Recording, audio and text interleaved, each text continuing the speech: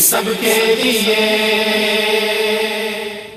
اللہ سبحانہ و تعالیٰ کے نام پاک سے آغاز جو بڑا مہربان نہایت رحم فرمانے والا ہے، اور لاکھوں کروڑوں درود و سلام ہمارے آقا حضرت احمد مجتبیٰ محمد مصطفیٰ صلی اللہ علیہ وآلہ وسلم پر کہ آپ کی خدمت اقدس میں ہدایہ درود پیش کرنا اہل ایمان کے لیے دنیا اور آخرت میں کامیابی، بھلائی، فلاح، نجات اور بلندی درجات کا ذریعہ ہے۔ اللہم صلی علی سیدنا و مولانا محمد وعلی آل سیدنا و مولانا محمد وبارک وسلم۔ ناظرین محترم السلام علیکم ورحمۃ اللہ وبرکاتہ۔ میں ہوں آپ کا میزبان محمد رئیس احمد، اور پیش کیا جا رہا ہے پروگرام روشنی سب کے لیے۔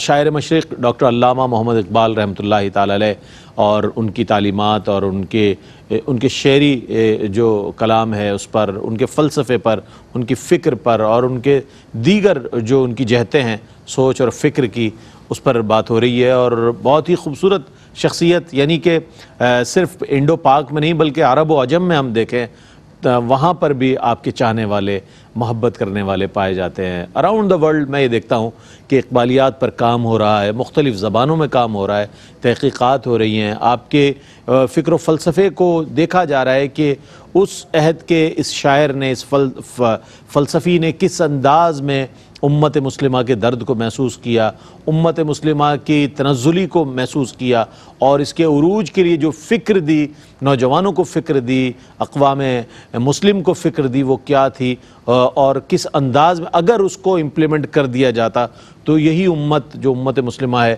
کتنا عروج حاصل کر سکتی تھی۔ ان تمام جہتوں پر بات ہو رہی ہے۔ آج ہم نے بھی علامہ اقبال رحمۃ اللہ علیہ کو خراج تحسین پیش کرنے کے لیے اس پروگرام کا انعقاد کیا ہے، اور ARYQ TV نے ڈاکٹر علامہ اقبال کے ساتھ ایک محبت کا ثبوت بھی دیا ہے۔ ہمارے ساتھ موجود ہے ممتاز و معروف عالم دین، ماشاءاللہ وقی مطالعہ رکھتے ہیں، علامہ مفتی احسن نوید نیازی صاحب۔ السلام علیکم ورحمۃ اللہ وبرکاتہ۔ وعلیکم السلام ورحمۃ اللہ وبرکاتہ۔ اور میرے بائیں جانب تشریف فرما ممتاز و معروف شخصیت، اور جہاں دیگر امور پر ڈاکٹر صاحب بہت کمال گفتگو فرماتے ہیں، اقبالیات پر بھی بہت کمال گفتگو آپ کی، بہت مطالعہ اقبال کے فکر و فلسفے کے حوالے سے بڑی عمیق نظر رکھتے ہیں، تشریف فرمایا پروفیسر ڈاکٹر محمد احمد قادری صاحب۔ السلام علیکم ورحمۃ اللہ تعالیٰ وبرکاتہ۔ اچھا مفتی صاحب، آپ سے آغاز کرتے ہیں۔ علامہ اقبال کو بحیثیت شاعر اور مفکر اگر ہم دیکھیں تو آپ کو بحیثیت شاعر اور بحیثیت مفکر کیسے دکھائی دیتے ہیں؟ دیکھیں، اقبال کی بحیثیت شاعر ہونے کا جہاں تک معاملہ ہے تو آپ اسے اس نظر سے دیکھیں کہ اقبال کو سارے بڑے بڑے شاعروں نے اور بڑے بڑے مفکروں نے مل کر تسلیم کر لیا کہ اقبال شاعر مشرق ہے، پوئٹ آف مشرق کا شاعر اقبال۔ پوئٹ آف ایسٹ کا ٹائٹل جو ہے اقبال کو ایسا دے دیا گیا ہے کہ ابھی آپ کہہ رہے تھے کہ around the world, around the globe جو ہے وہ اقبال کو پوئٹ آف ایسٹ کے ٹائٹل سے ملقب کیا جاتا ہے، اسی نام سے اقبال کو یاد کیا جاتا ہے، اسی سے اندازہ لگا لیجیے اقبال کا نمائندہ شاعر، مشرق کا بطور شاعر پیش کیا جاتا ہے۔ اور جب بھی یہ لفظ استعمال ہوتا ہے تو تبادر ذہنی فوراً اقبال ہی کی طرف جاتا ہے، اقبال کے سوا کسی اور کی طرف نہیں جاتا ہی نہیں۔ جب شاعر مشرق کا ایسا ہوتا ہے نا کبھی کہ ایک ٹائٹل جو ہے وہ ایک سے زائد لوگوں کے لیے استعمال ہوتا ہے، یا ایک ٹائٹل سے ایک سے زیادہ لوگوں کا نام پردہ ذہن پر آتا ہے، پھر بتانا پڑتا ہے کہ جناب فلاں ایریا کی بات ہو رہی ہے، فلاں خطے کی بات ہو رہی ہے، یا فلاں صدی کی بات ہو رہی ہے، یا فلاں ایرا کی بات ہو رہی ہے، یہ بات کہہ کر اسے جو ہے وہ محدود کرنا پڑتا ہے، پھر کہیں اسپیسیفائی کرنا پڑتا ہے، کبھی ایسا ہوتا ہے۔ لیکن اقبال کے ہاں معاملہ جو ہے پوئٹ آف ایسٹ کا جو ٹائٹل ہے اس میں ہمیں کوئی اسپیسیفائی نہیں کرنا پڑتا، یہ نہیں بتانا پڑتا کہ جناب فلاں ایرا کی بات ہو رہی ہے، یہ بھی نہیں کہنا پڑتا کہ فلاں ایریا کی بات ہو رہی ہے، نہ خطے کی تحدید کرنی پڑتی ہے نہ زمانے کی تحدید کرنی پڑتی ہے، یعنی زمانی اور مکانی تحدید کے بغیر مطلقاً جب بھی شاعر مشرق کہا جاتا ہے تو سب کو پتہ ہے یہ بات اقبال کی ہو رہی ہے کہ شاعر مشرق اقبال ہی ہے، اس میں زمان و مکان کی کوئی تحدید نہیں۔ تو اقبال اتنا بلند شاعر ہے، اور کیوں نہ ہو، اقبال نے خود کہا اپنے لیے، اور اقبال کا وہ شعر بالکل صادق آتا ہے، اقبال کہتا ہے عشق از فریاد ماں ہنگامہ تعمیر کر، عشق از فریاد ماں ہنگامہ تعمیر کرد، ورنہ این بزم خاموشاں ہیچ غوغائے نہ داشت۔ کہتا ہے عشق نے جو ہنگامہ پیدا کیا نا، یہ میری جو فریاد ہے، جو میں نے نالہ بلند کیا ہے، میں نے جو نوا بلند کی ہے، یہ جو میری شاعری ہے، یہ جو نوائے سروش میری شاعری کی صورت میں آئی ہے، یہ جو آئی ہے، تو اس سے عشق از فریاد ماں ہنگامہ تعمیر کرد کہ ہر طرف جو ہے وہ ہنگامہ برپا ہو گیا، ورنہ ہی بزم خاموشاں ہیچ غوغائے نہ داشت۔ تو اقبال اقبال کے اپنے شعر کے تناظر میں بھی بالکل ہمیں شاعر مشرق کے ٹائٹل کو دیکھیں اور اقبال کے شعر کو دیکھیں تو ایسا لگتا ہے کہ اقبال کے پردہ خیال میں بھی کوئی بات ہوگی ایسی کہ مجھے جو ہے وہ اس طرح کسی چیز سے تعبیر کیا جائے گا، کوئی ٹائٹل میرے لیے ہوگا۔ تو اقبال پہلے ہی اس کے لیے بنیاد فراہم کر کے جا رہے ہیں اور خود بتا کے جا رہے ہیں، بڑا آدمی ہے نا، اس کو اپنے بڑے ہونے کا احساس بھی ہے، رہ تو تواضع کے ساتھ رہا ہے۔ بڑے آدمی جو ہے وہ رہتے تواضع کے ساتھ ہیں، زندگی سادہ گزارتے ہیں، لیکن چونکہ فکر و فن کی بلندی پر فائز ہوتے ہیں، زرخیز دماغ رکھتے ہیں، تو انہیں ادراک ہوتا ہے اپنے بارے میں کہ ہمیں جو ہے وہ زمانہ کس طرح ہماری قدر کرے گا، کس طرح ٹریبیوٹ پیش کرے گا، آگے کی پیش گوئی بھی بعض اوقات کرتے ہیں، پریڈکشن بھی کرتے ہیں، اس کے لیے مواد چھوڑ کے جاتے ہیں اپنے افکار کے اندر، اپنی آراء کے اندر، اپنے کلام کے اندر، اگر نثر نگار ہیں تو پروز میں، اور اگر جو ہے وہ شاعر ہیں تو پوئٹری میں، وہ اس کے لیے مواد جو ہے وہ چھوڑ کے جاتے ہیں۔ تو اقبال بھی جگہ جگہ اپنے بارے میں اقبال نے کچھ ایسی باتیں کہہ رکھی ہیں کہ جسے دیکھ کر پڑھ کر پتہ چلتا ہے کہ اقبال کو خود ادراک تھا اپنے کمال فن کا۔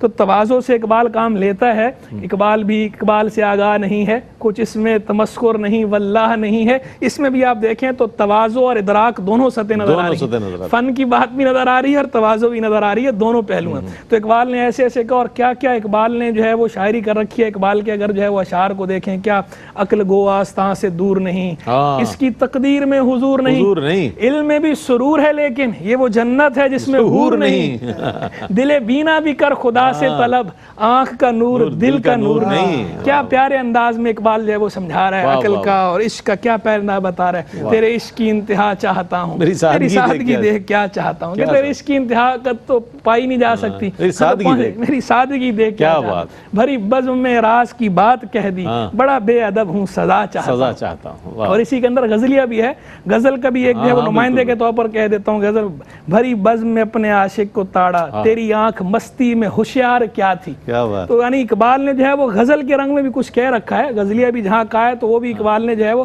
کمال کا کہا ہے، لیکن اقبال کا جو اصل رنگ ہے وہ رنگ چونکہ جو ہے وہ فکری ہے اور امت مسلمہ کو خواب غفلت سے بیدار کرنے کے لیے اقبال نے کہا ہے، قرآن سے جوڑنے کے لیے کہا ہے، حضور نبی صلی اللہ علیہ وسلم کی محبت پیدا کرنے کے لیے کہا ہے، وہ اقبال کا اصل رنگ ہے۔ تو اس میں تو اقبال کا کوئی ثانی نہیں ہے، اس میں تو اقبال نظر آتا ہے، جیسے اقبال کا نام اقبال ہے ایسے ہی اقبال جو ہے وہ آسمان شاعری پہ اقبال ہے، مجموعہ کلام، بانگ درا، بال جبریل، ضرب کلیم، مرغوان حجاز، رموز بے خودی، اسرار خودی، پیام مشرق، زبور اعجم، جاوید نامہ، پس سے بیعت کر دے اقوام شرق، یہ سارے اقبال کا مجموعہ کلام ہے، آدھے سے زیادہ فارسی ہیں، 3 کلام جو ہے وہ دیوان اردو میں ہیں، بانگ درا، بال جبریل، ضرب کلیم، مرغوان حجاز جو ہے وہ آدھی فارسی آدھی اردو، بقیہ سارے فارسی کے ہیں۔ تو یہ اقبال کا سارا شاعری کا لٹریچر اور سارا جو ہے سرمایہ افتخار ہے۔ کیا کہنے، سبحان اللہ سبحان اللہ۔ اچھا ڈاکٹر علامہ محمد اقبال رحمۃ اللہ علیہ کی نثر کو چھوڑ کر نظم کو دیکھیں، اس میں آپ کو کہیں حمدیہ رنگ نظر آئے گا، کلرز ہیں، مختلف کلرز ہیں آپ کی شاعری میں، کہیں نعتیہ رنگ نظر آئے گا، کہیں تصوف نظر آئے گا، کہیں معرفت نظر آئے گی، کہیں عشق و مستی نظر آئے گی، کہیں سوز و گداز نظر آئے گا، کہیں حضوری نظر آئے گی، کہیں مہجوری نظر آئے گی۔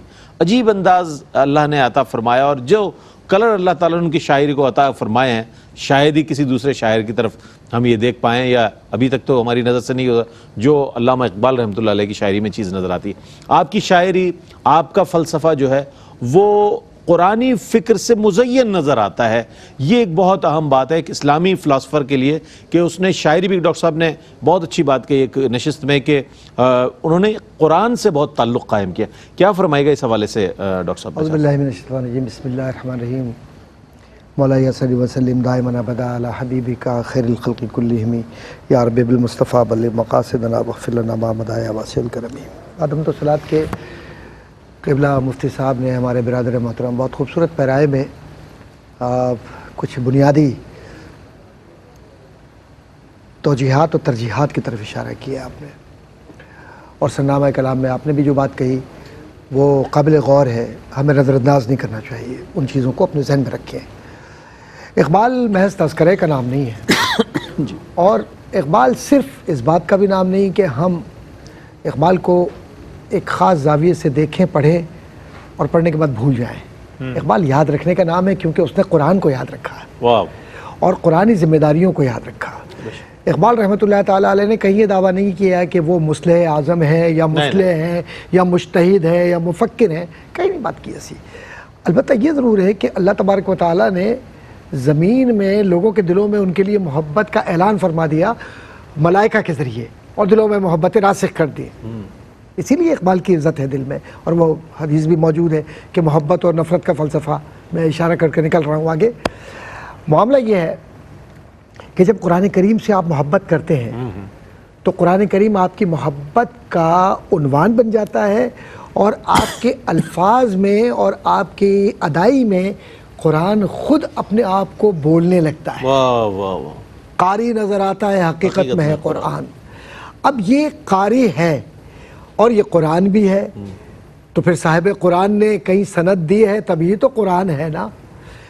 اب اقبال رحمۃ اللہ تعالیٰ علیہ نے جو فلسفہ بیان کیا ہے، اقبال کا شمار ان لوگوں میں نہیں ہے الشعراء یتبعون الغاوون والا معاملہ نہیں ہے.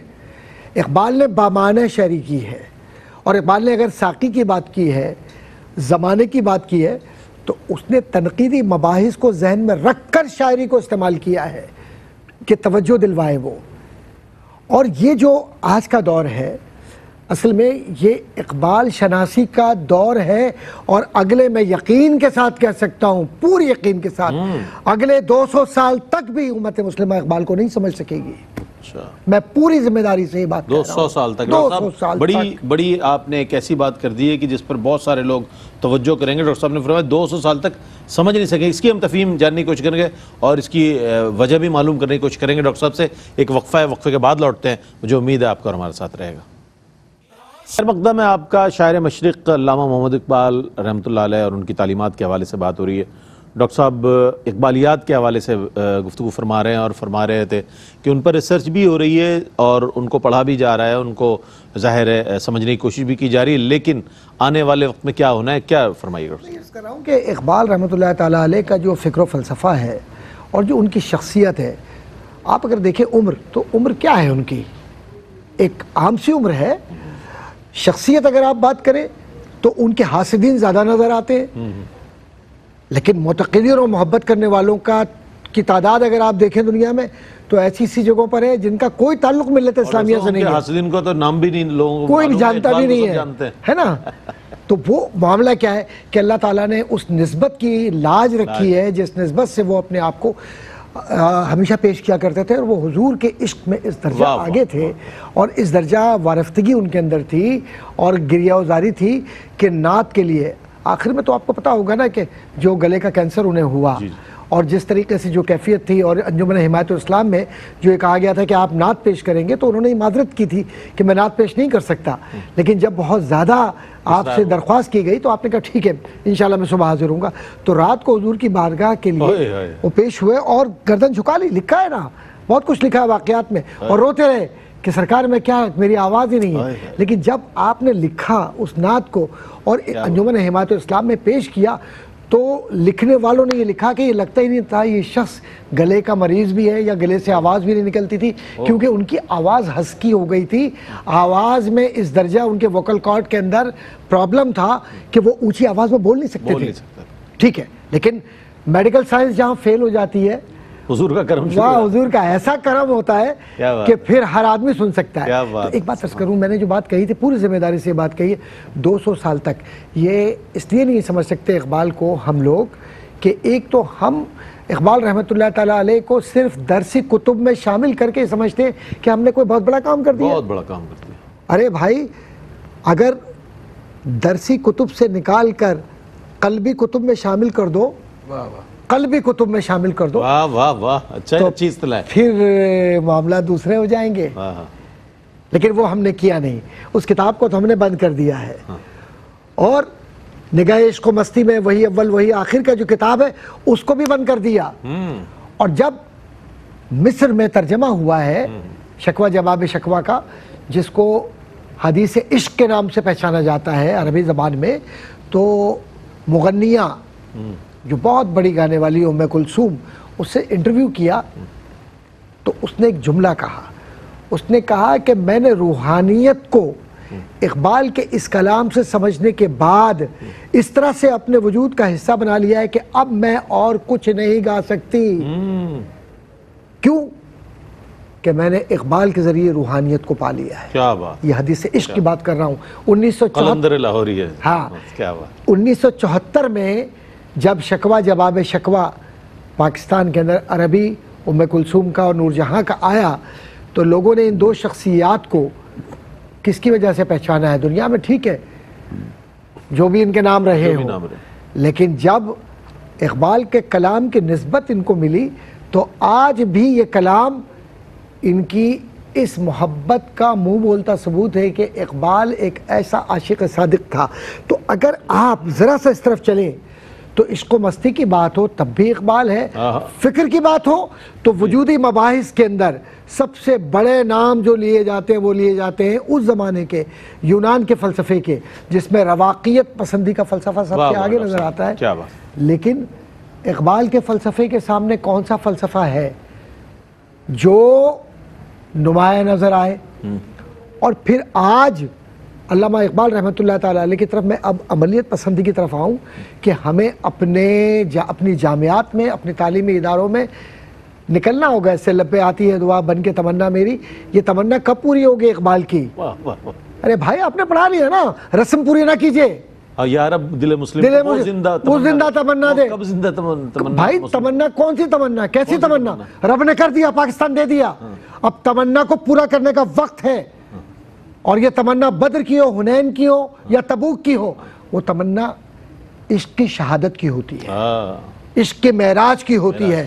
اقبال نے ایک ایسے بالوں پر کے بغیر شاہین اڑایا تھا جس نے فکر و فلسفے کے دریچوں کو کھول دیا ہے۔ اور پھر جو اتحاد کا فلسفہ ہے قرآن کریم کا، وَاعْتَصِمُوا بِحَبْلِ اللَّهِ جَمِيعًا، ایک ہو مسلم حرم کی پاسبانی کے لیے، نیل کے ساحل سے لے کر تاب خاک کاشغر، اور پھر محبت کا فلسفہ ہو تو کی محمد سے وفا تو نے تو ہم تیرے ہیں، یہ جہاں چیز ہے کیا لوح و قلم۔ تو بات یہ ہے کہ اشعار تو ہم روزانہ پڑھ دیتے ہیں، لیکن آپ ایک بات یاد رکھیے گا کہ اقبال نے کسی مکتبہ فکر کی دل آزاری نہیں کی، اقبال نے مکاتب فکر کو یکجا کر کے پاکستان بنایا۔ تو پاکستان کو اقبال نے سنبھالنے کا سلیقہ بھی سکھلایا، اور وہ ہے غلامی مصطفیٰ۔ کیا بات، کیا بات۔ تو غلامی مصطفیٰ میں آ جائیں، اقبال کے فلسفے کو کتابوں میں اور ڈگریوں میں محفوظ نہ کریں، ڈگریوں سے نہیں عشق ملتا ہے۔ اقبال کی قبر پہ جا کے پاکستان کے لوگوں کو اجتماعی معافی مانگنی چاہیے کہ ہم نے بے وفائی کی ہے تمہارے ساتھ، صرف 9 نومبر کو تمہیں یاد کرتے ہیں۔ اگر اقبال کو یاد رکھنا ہے تو آج سے عہد کریں کہ کم از کم روزانہ اپنے بچوں کو اقبال کے اشعار ہم سنائیں گے، احادیث سنائیں گے، اور احادیث و قرآن کی آیات کے ساتھ اقبال کو ملائیں گے۔ ہو حلقے یاراں تو بریشم کی طرح نرم، رزم حق و باطل ہو تو فولاد ہے مومن۔ تو مومن فولاد کیسے بنتا ہے یہ اقبال بتلاتا ہے اور کوئی نہیں بتلا سکتا۔ واہ واہ۔ اچھا، آج بھی جیسے ڈاکٹر صاحب نے گفتگو فرمائی، تمام مکاتب فکر میں مختلف مسالک کے جو علماء ہیں جب ممبر پر یا مقرر کے طور پر خطیب ہوتے ہیں کہیں تو ڈاکٹر علامہ محمد اقبال کے اشعار ضرور پڑھ رہے ہوتے ہیں۔ یہ بھی اقبال کا ایک اعجاز ہے، ان کے کلام کا ایک اعجاز ہے کہ آج بھی وہ زباں زد خاص و عام نظر آتا ہے۔ علامہ اقبال رحمۃ اللہ علیہ خود تو سچے عاشق رسول تھے ہی، اس میں کوئی شک نہیں، دو رائے نہیں ہے۔ ان کے فکر اور ان کی شاعری اور ان کے عشق سے معلوم ہوتا ہے وہ چاہتے ہیں امت بھی حضور علیہ السلام کی وفادار امتی ہو جائے۔ یہ ایک جو فکر ہے نا ان کی، یہ بہت بڑی فکر ہے کہ امت جو ہے سرکار علیہ السلام کی وفادار امت بن جائے، اپنے قول میں، اپنے فعل میں، اپنے رہن سہن میں، اپنے معاشرت میں ایک ایسی وفادار امت بن جائے کہ کل بروز حشر نبی کریم علیہ السلام کے سامنے تو غنی از ہر دو عالم من فقیر، تو غنی از ہر دو عالم من فقیر، روز محشر عذر ہائے من پذیر، گر تمی بینی حسابم ناگزیر، از نگاہ مصطفیٰ پنہا بگیر، از نگاہ مصطفیٰ پنہا بگیر۔ یہ معاملہ کیا فرمائے گا کہ آپ امت کو چاہتے ہیں کہ ایک وفادار امت بن جائے حضور علیہ السلام کی، اس حوالے سے کیا فرمائیے گا؟ لیکن اس میں اقبال کی فکر کا بنیادی مرکز، بنیادی محور حضور جان عالم علیہ السلام کا عشق ہے۔ اور ایک صاحب کشف بزرگ نے اس بات کو باقاعدہ ذکر کیا کہ انہوں نے جب جو ہے وہ کشف میں اقبال کو دیکھا روحانی طور پر تو اقبال سے پوچھا کوئی، تو اقبال نے جواب میں ایک ہی بات بار بار دہرائی، عشق رسول، عشق رسول، عشق رسول، عشق رسول صلی اللہ علیہ وسلم۔ اور واقعی اقبال کے کلام کا بھی اگر آپ مطالعہ کریں گے نا، اقبال کے کلام کو پڑھیں یا اقبال کی بایوگرافی کو پڑھیں، دونوں کو پڑھتے ہوئے یہ اقبال کا حوالہ، بنیادی حوالہ آپ کو جا بجا جگمگاتا ہوا نظر آئے گا، عشق رسول، عشق رسول، عشق رسول، عشق رسول صلی اللہ علیہ وسلم۔ اللہ تعالی ہم سب کو سچا عشق رسول علیہ السلام عطا فرمائے۔ اقبال نے خود کہا بھی تھا در دل مسلم مقام مصطفیٰ است، آبروئے ما زینام مصطفیٰ است۔ اس نے پوری امت کو سمجھائی یہ بات کہ حضور نبی علیہ السلام کا مقام مسلمان کے دل میں ہے، دل میں ہونا چاہیے۔ دل جو ہے یہ ہمارے محبوب کریم علیہ السلام کا گھر ہے، در دل مسلم مقام ہے، در دل مسلم، تو اپنے دل کے اندر جو ہے ایک بات در دل میں، تو یہ دل جو ہے نا، اس دل کے اندر جو ہے نبی کریم علیہ السلام ہی کے جلوے ہونے چاہیے، کچھ اور نہیں ہونا چاہیے۔ یعنی اصل میں تو جو صوفیہ صافیہ کا وہ فلسفہ ہے نا کہ تخلی اور پھر تحلی، تخلی معنی خالی کرنا اور تحلی معنی آراستہ کرنا، کہ قلب کو ما سوی اللہ سے خالی کرنا اور پھر اللہ کی یاد سے قلب کو آراستہ کرنا۔ تو یہ اقبال بھی اسی فلسفے کی طرف اشارہ کر رہا ہے نا، در دل مسلم مقام مصطفیٰ، غیر سے خالی کرو، محبوب کریم علیہ السلام کا مقام بنا لو، ان کا مسکن بنا لو، آبروئے ما زینام مصطفیٰ۔ تو پھر اس کے بعد تو آگے معاملہ یہ ہے کہ نبی علیہ السلام کا نام جو ہے اس سے ہماری آبرو ہونی ہے، اس سے مسلمان نے چمکنا ہے۔ اور اقبال نے یہ کہا، بجھی عشق کی آگ اندھیر ہے، مسلمان نہیں راکھ کا ڈھیر ہے۔ اگر عشق کی آگ، عشق رسول علیہ السلام کی آگ بجھ جائے تو اقبال کہتا ہے وہ کیسا مسلمان؟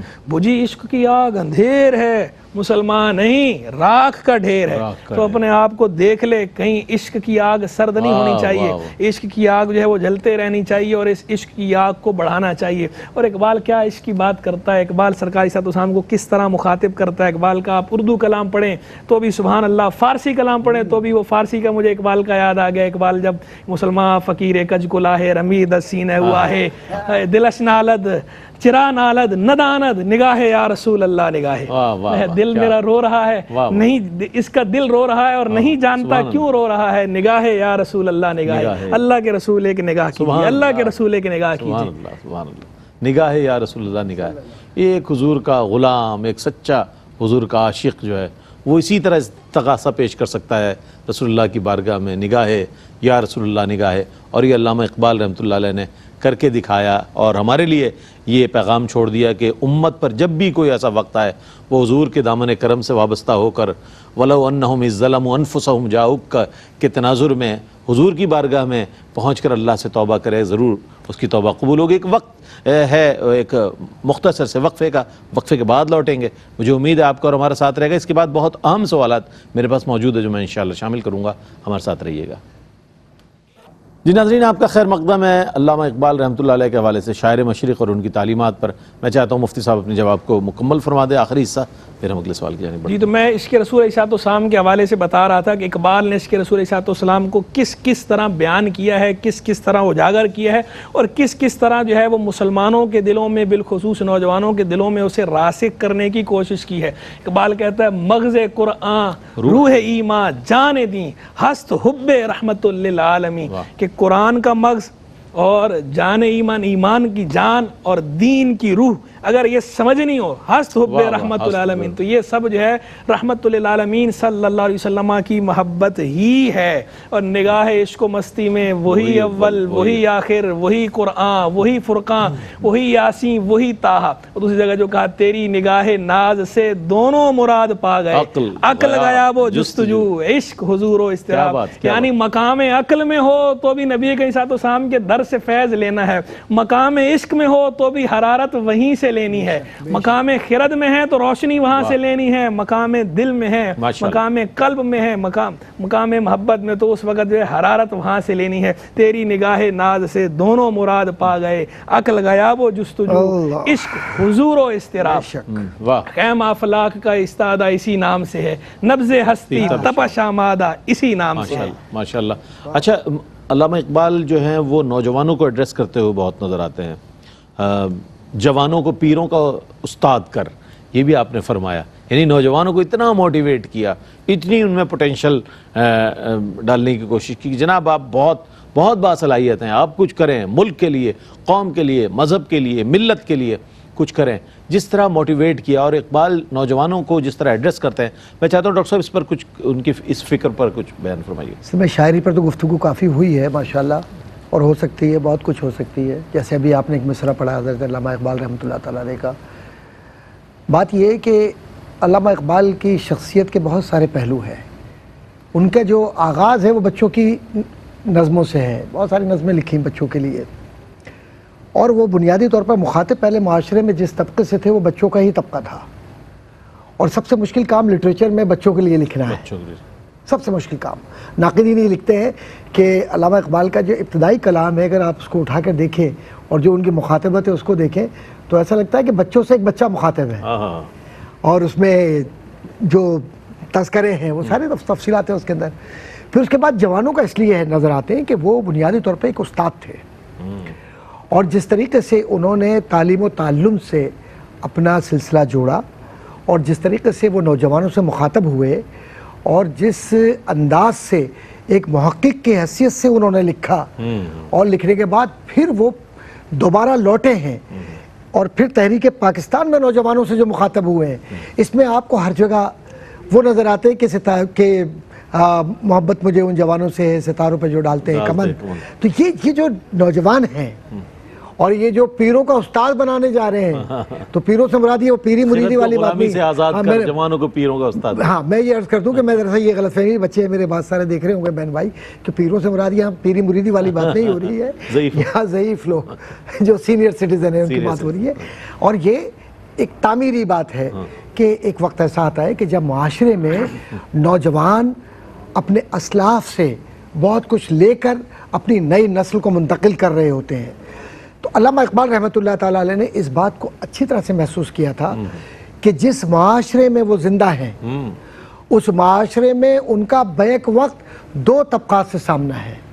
ایک وہ طبقہ ہے جو علمی اعتبار سے مسلمانوں کو آگے نہیں بڑھنے دے رہا، یا معاشی اعتبار سے، اخلاقی اعتبار سے مسلمانوں کو مزید گرتا ہوا دیکھنا چاہتا ہے، اور دوسرا ان کے لیے سب سے بڑا چیلنج یہ تھا کہ نوجوانوں میں شعور پیدا کرنے کے بعد کیسے معاشرے کا ایک بہتر طبقہ بنایا جا سکے، کیونکہ یہ ہندوستان جس میں فارسی طاقت تھی، وہ 1857 کے بعد کے حالات کے اندر فارسی آہستہ آہستہ عربی زبان اور ثقافت آپ کی ٹوٹ گئی تھی۔ اب یہاں سے 1904 کے اندر جو ان کے مقالات ہیں، یا پھر خطبات مدراس ہیں، یا پھر اس کے علاوہ دیگر ان کے جو خطبات نظر آتے ہیں، تو آپ ذرا یکجا تو کیجئے آپ ان کو۔ پھر جو ان کے مراسلات ہیں قائد اعظم محمد علی جناح رحمۃ اللہ تعالیٰ علیہ کے نام اور علماء کے نام، لیکن آپ نے ایک بات محسوس کی ہوگی کہ معاشرتی مسائل میں جب وہ نوجوانوں کی بات کرتے ہیں تو 3 نصیحتیں ان کی نظر آتی ہیں۔ پہلی بات وہ نوجوان سے یہ بات کہتے ہیں کہ جب تک کتاب و سنت کا مطالعہ نہ کرو، کتاب و سنت پہ گفتگو نہ کرو، پہلی بات۔ دوسرا، جو علم حاصل کرو اس پر عمل بھی کرو، اور تیسری بات جو انہیں نظر آتی ہے وہ یہ کہ تم ایک محدود زمانے اور ایک محدود وقت اور ایک محدود علاقے کے لیے نہیں ہو، تم پر ذمہ داریاں ہیں۔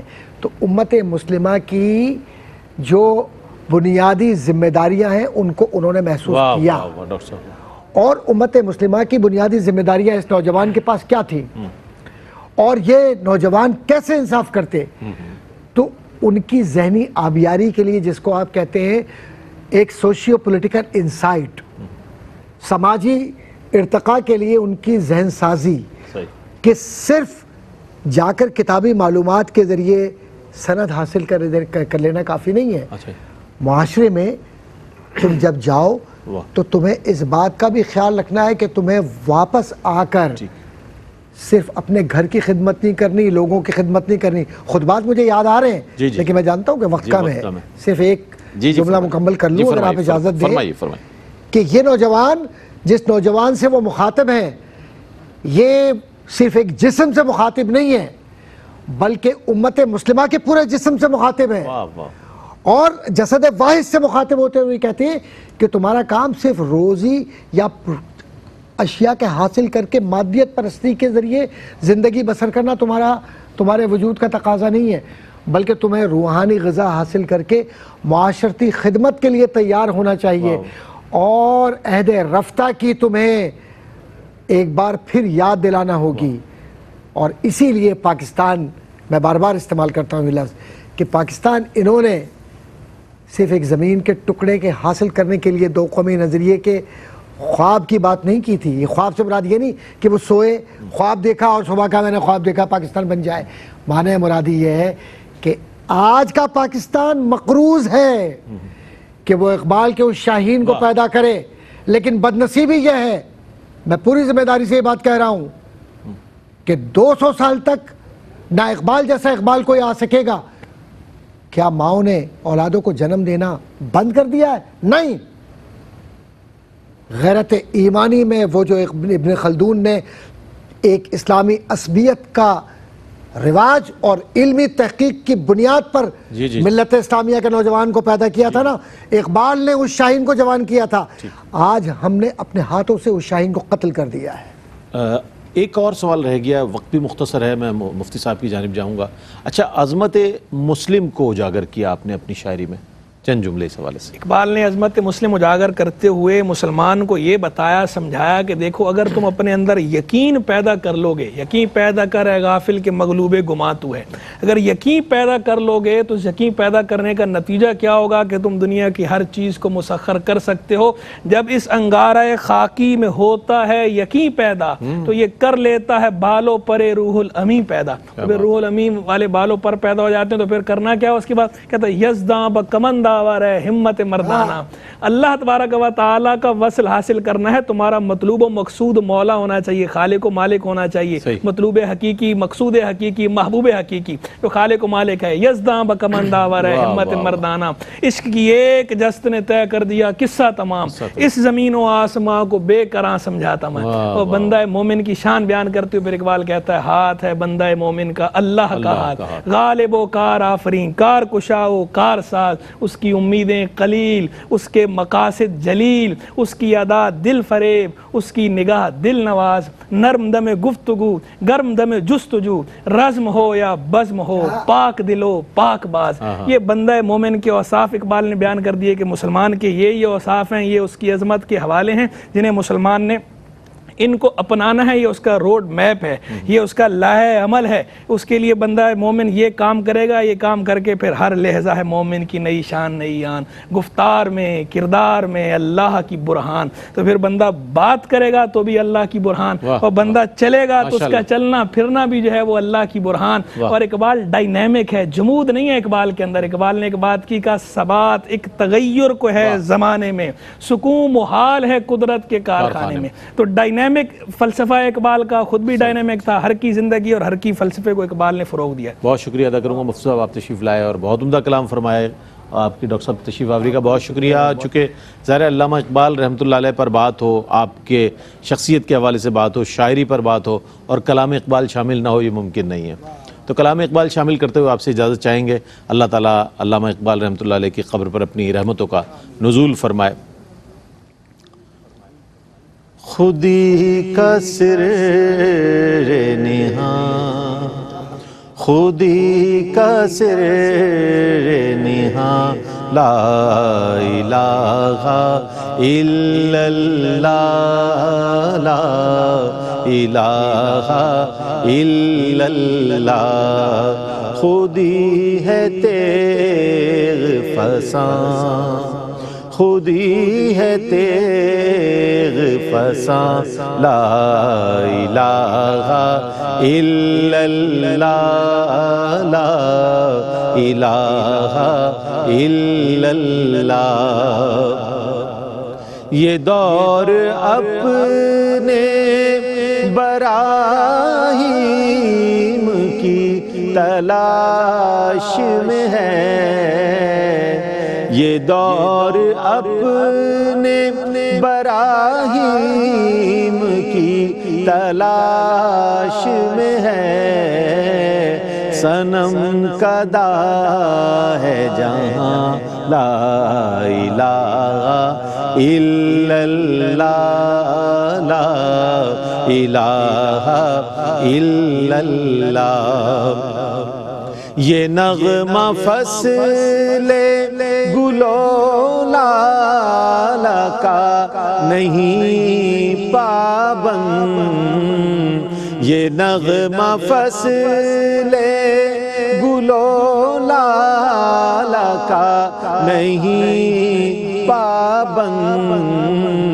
بہار ہو کے خزاں، بہار ہو کے خزاں، لا الہ الا اللہ، لا الہ الا اللہ کیا ہے تو نے متاع غرور کا سودا کیا ہے تو نے متاع غرور